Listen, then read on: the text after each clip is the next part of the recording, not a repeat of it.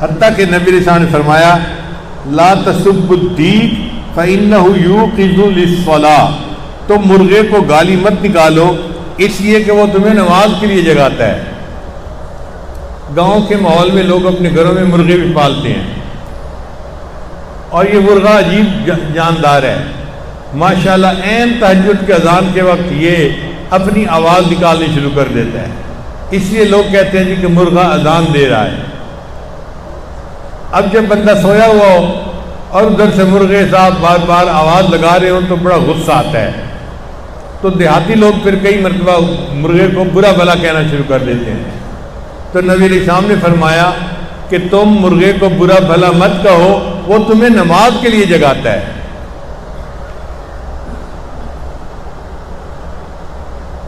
پھر نبی علیہ السلام نے ارشاد فرمایا نہا رسول اللہ صلی اللہ علیہ وسلم عن التحریش بین البہائم، کہ لوگوں تم جانداروں کو ایک دوسرے سے مت لڑایا کرو۔ چنانچہ لوگ لڑائی کرتے ہیں، ریچھ کتے کی لڑائی شریعت میں جائز نہیں ہے، مرغوں کی لڑائی کروانا جائز نہیں ہے، اور قربانی کے موقع پہ بکروں کی لڑائی، ایک دوسرے کو ٹکرے مار رہے ہیں بکرے اور لے رہے ہیں۔ تو جانوروں کو ایک دوسرے کے ساتھ لڑانا اور اس کا تماشا دیکھنا شریعت نے اس کو منع کر دیا۔ چنانچہ شریعت نے کہا کہ اگر کوئی بندہ جانداروں کی خدمت نہیں کر سکتا تو وہ گھر میں جانور نہیں پال سکتا۔